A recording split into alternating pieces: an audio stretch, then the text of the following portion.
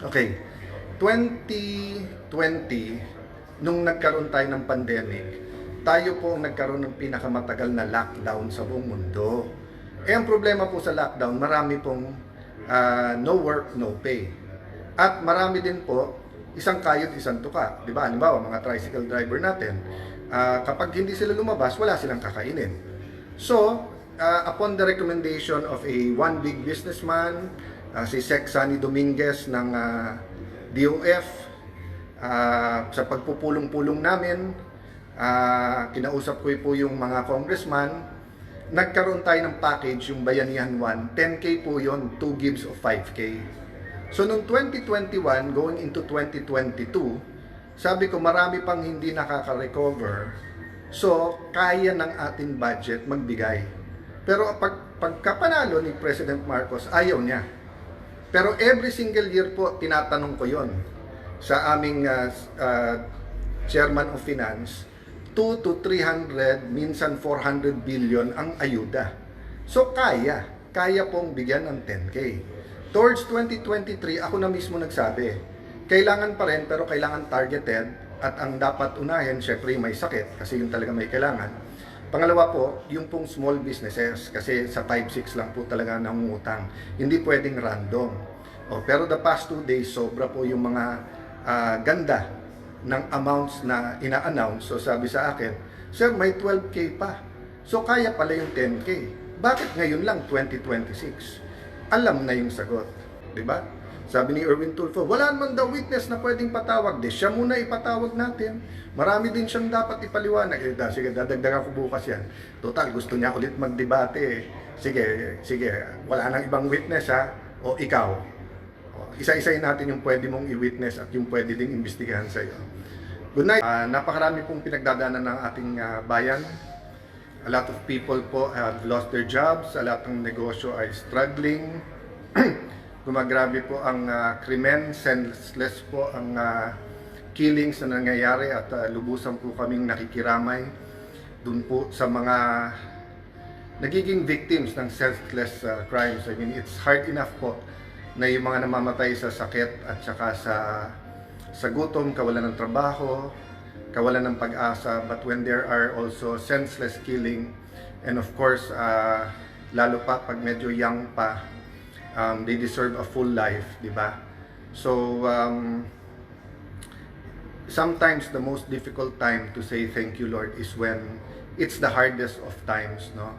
But as a nation, we thank God for the Philippines, we thank God for lahat ng Pilipinos.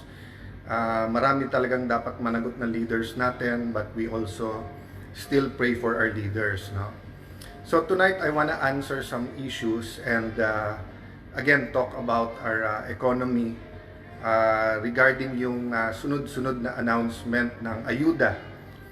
Any help from the government, any ayuda is good, but we have to discuss saan nila kukunin ng pera, paano nila distribute, at ano yung programa at ano yung purpose. So let me start muna with mistakes, no?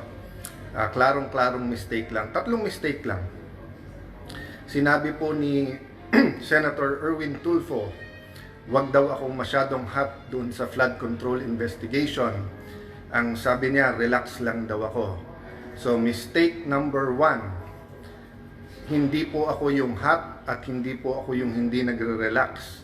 Ang ating pong mga kababayan, every single Filipino has asked for an accounting of the biggest corruption scandal in our country in history, involving not billions, not tens of billions, not hundreds of billions, but it involves trillions of pesos. Dahil every year po lampas 5 trillion pesos ang ating budget, and since 2023, 1 trillion more or less sa DPWH pa lang na infrastructure, more or less 1/3 doon ang flood control, yung pa lang na imbestigahan.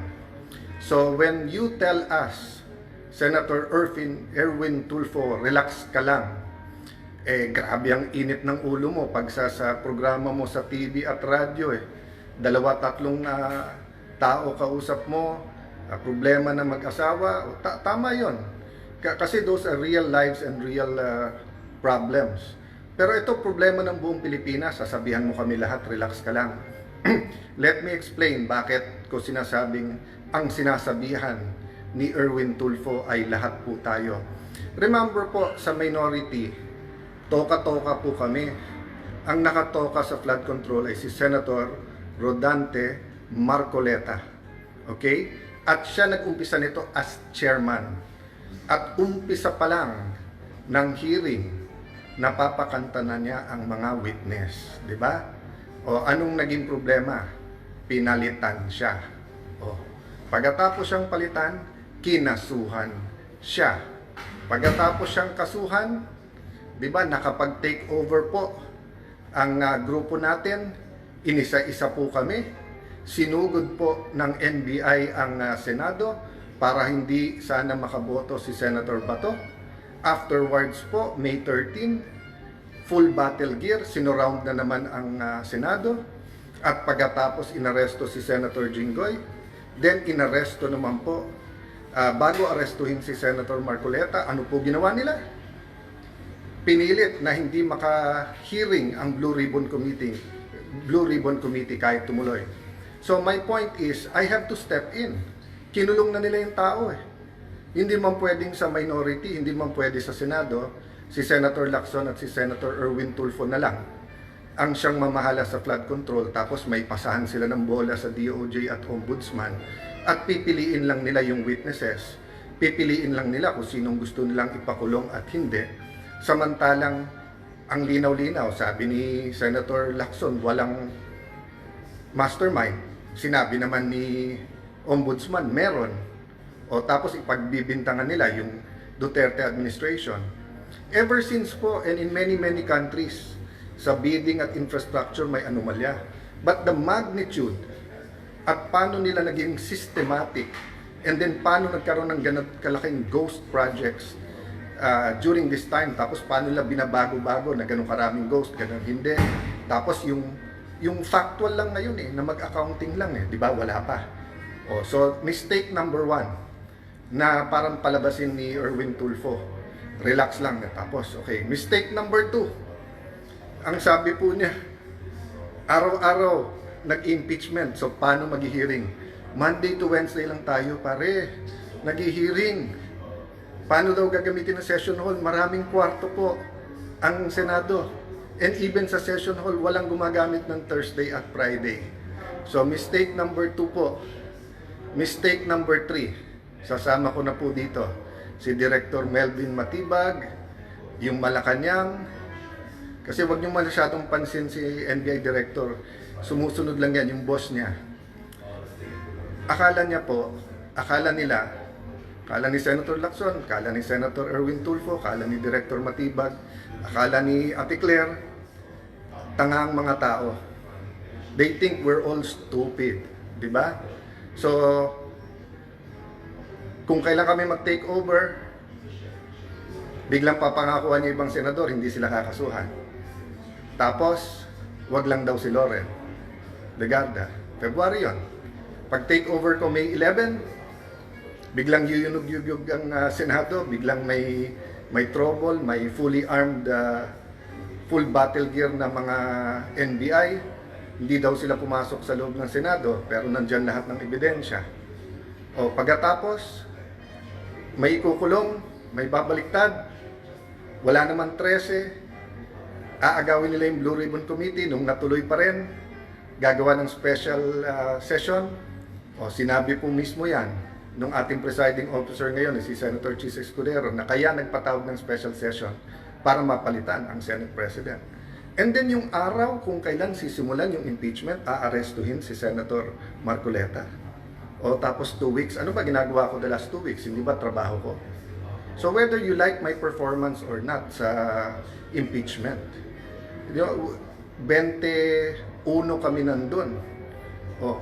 So lahat kami ay kailangan manindigan base sa amin konsensya. Eh hindi nila gusto. So gusto nila akong alisin. So sasabihin, wag ako mangangamba. Eh alam naman natin yan, ngaw-ngaw, kaso, imbestiga, and then biglang plunder, di ba? Biglang kulong, di ba? Bakit tayo papayag ng ganon? Nilalaban pa natin yung kay Senator Marcoleta, nilalaban pa natin yung ginawa kay Jinggoy, dadagdagan nyo pa. O, kunwari pa kayo, nasasabihin nyo, 16 ang kailangan para 2/3 na yon para makonvict. And then, pag naging 21 na lang, sasabihin nyo, 14 na lang. O pag naging 19 na lang, 13, pwede na. Diba? Kaya sabi ko nga, ingat po tayo. So, that's the third mistake, to think that we are stupid. Tapos sasabihin lang, incidental, hindi ako yung target, wag magagalit, and then parang on cue, yung ombudsman may sasabihin din. So, mga kapatid, kung gusto nilang manggipit, gusto lang gamitin lahat ng puwersa ng gobyerno, gamitin nyo. Pero yung just because print ng traditional media nire-report yung sagot nyo, hindi ibig sabihin naniniwala yung tao, di ba? Total nag-i-impeachment at tapos nakikinig kayo dun sa mga Latin terms. Senator Lacson, Senator Erwin Tulfo, eto alam to ni Director Matibag dahil abogado naman siya, res ipsa loquitur, di ba? I-research nyo yan kasi yan yung ginagawa nyo. Alam ng tao ang ginagawa ninyo. Okay. 30 weeks po, 30 linggo po yung impeachment. Importante po yan. Sige po. Daan milyon, bilyon ang pinag-uusapan. Pero daan milyon hanggang bilyon kung sakali. Ang pinag-uusapan po naman sa flood control, trilyon po ang ninakaw, daan bilyon. Hindi ba importante? Sabi, wag lahat. Ano ba ginawa nyo the last few months? So, bakit sinabi ko sa ating ekonomiya? Ako po natutuwa pagka meron pong tulong sa ating mga kababayan at napakaraming mga programang nag-i-improve at gumaganda. Pero the last 2 days, sa mga announcement ng ating mahal na Pangulo, ang dami nagte-text sa akin, Senator Alan, tama ka pala. Kuya Alan, kaya pala yung 10K. Kaya babalikan ko lang ng konti yun, ha? Okay. 2020, nung nagkaroon tayo ng pandemic, tayo po ang nagkaroon ng pinakamatagal na lockdown sa buong mundo. Ang problema po sa lockdown, marami pong no work, no pay. At marami din po, isang kayod, isang tuka. Diba? Halimbawa, mga tricycle driver natin, kapag hindi sila lumabas, wala silang kakainin. So, upon the recommendation of one big businessman, si Sec Sunny Dominguez ng DOF, sa pagpupulong-pulong namin, kinausap ko po yung mga congressman, nagkaroon tayo ng package, yung Bayanihan 1, 10K po yun, 2 gives of 5K. So, noong 2021, going into 2022, sabi ko marami pang hindi nakaka-recover, so kaya ng ating budget magbigay. Pero pagkapanalo ni President Marcos, ayaw niya. Pero every single year po, tinatanong ko yon sa aming Chairman of Finance, 2 to 300, minsan 400 billion ang ayuda. So kaya pong bigyan ng 10K. Towards 2023, ako na mismo nagsabi, kailangan pa rin pero kailangan targeted at ang dapat unahin, syempre may sakit kasi yun talaga may kailangan. Pangalawa po, yung pong small businesses kasi sa 5-6 lang po talaga nangungutang. Hindi pwedeng random.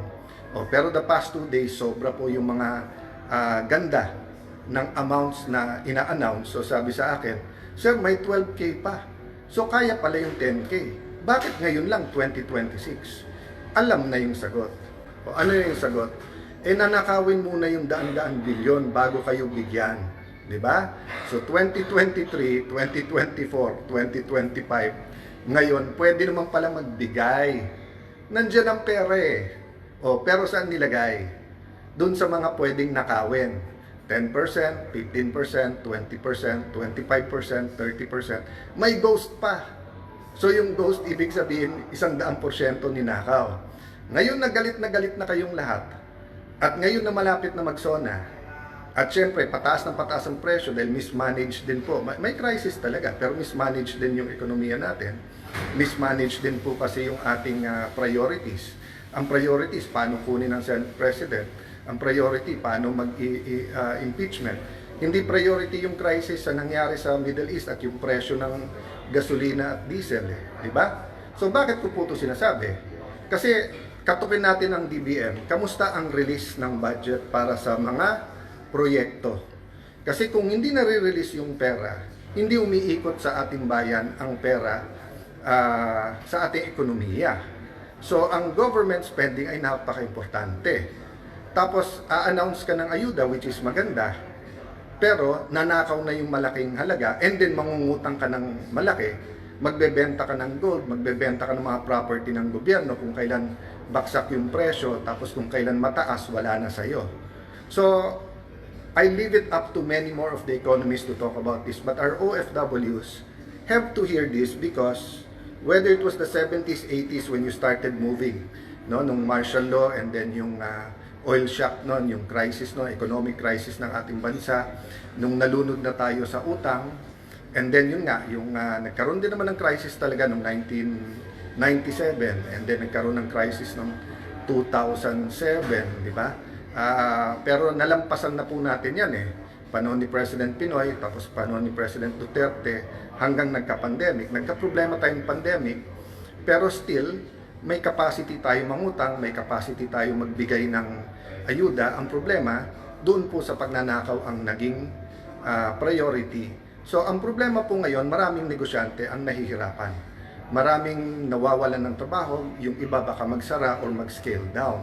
So, yung how we will navigate all of this, we have to do it together. Hindi pwedeng nakaw na everyone, and then walang huhulihin, or yung huhulihin, opposition lang, whether totoong may ginawa o hindi, and then tapon-tapon ka lang ng ayuda, di ba? Yun lang pong mga tinamaan ng bagyo, lindol, etc. Maganda yung relief program, and many, NDRRMC, yung pong DSWD, kudos sa inyo, I honor you, grabe po ang inyong pagtatrabaho dyan. Pero, yung pong rehabilitation, di ba? Hindi pwedeng nawalan ng bahay tapos bigyan ng 10 million, bigyan 20 million. It's much more than that, no? Maylene Reyes, magandang gabi sa iyo sa Australia. Katrina, Sergio George, yes, dapat ilista lahat ng binebentang assets ng gobyerno at lahat ng inuutang. Daming Hearts Like and Care, ADF, Mirel,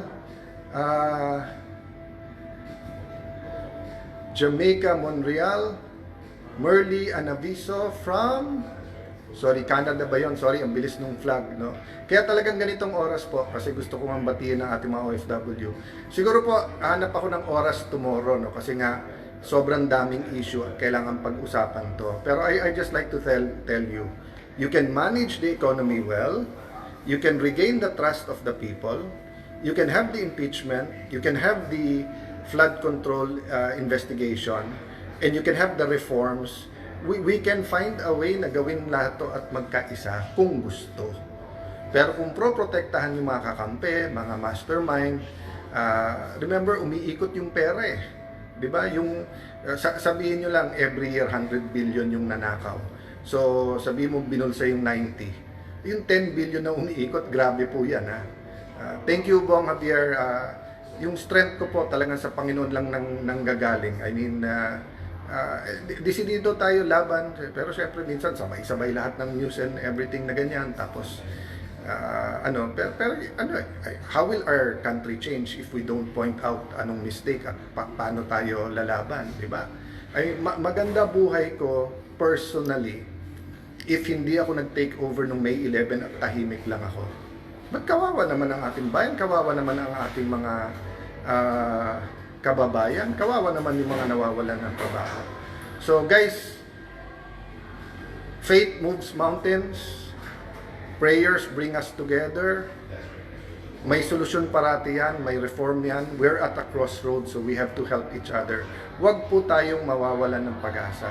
So mahal natin mga OFWs, tuloy nyo pong bigyan ng pag-asa ang inyong mga pamilya, ang ating mga kababayan. Maging active po tayo sa pagko-comment, sa pag-i-inform, no? Sabi sa akin ng isang kaninang nakausap ko, "Sir, ano bang magagawa namin? Wala naman kaming gagawa." Sabi ko, "Hindi, di ba?" Sabi niya, nagpre-pray sila o nagsusupport sila. nanonood sila. So like, katulad ako, lahat ng sabihin ko dito i-fact check, di ba? Sabi ni Erwin Tulfo, wala naman daw witness na pwedeng patawag. Di siya muna ipatawag natin. Marami din siyang dapat ipaliwanag. Sige, dadagdagan ko bukas yan. Total, gusto niya ulit magdebate. Sige, wala nang ibang witness ha. O ikaw. O, isa-isayin natin yung pwede mong i-witness at yung pwede ding imbestigahan sa'yo. Good night.